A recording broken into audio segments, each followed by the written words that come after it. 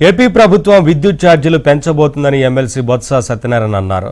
దాదాపుగా 15,445 కోట్ల రూపాయల విద్యుత్ భారాన్ని ప్రజలపై మోపేందుకు కూటమి సర్కారు సిద్ధంగా ఉందన్నారు.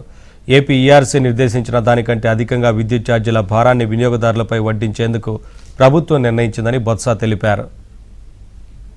అంటే మార్చి నెల అయినప్పటికీ ఈ నెల వస్తున్న బిల్లులో ఉన్న 6,000 కోట్లు, అలాగే ఫిబ్రవరి నుంచి 9,000 కోట్లు కలిపితే సుమారు సాలిన అది రెండు కలిపి 15,000 కోట్ల రూపాయలకి వీళ్ళు వచ్చి విద్యుత్ ఛార్జీల్ని పెంచబోతున్నారు. ఇవాళ 15,485 కోట్లు.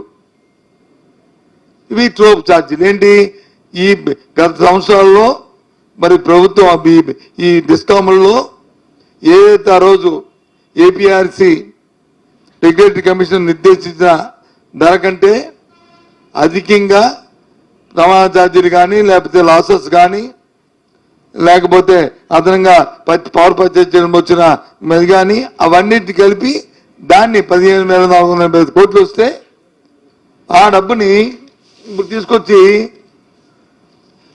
వినియోగదారుల మీద ఏదైతే ఇందాక చెప్పిన ఈ సామాన్యుల 0 నుంచి 400 యూనిట్ల వరకు వాడుతున్న వీళ్ళందరూ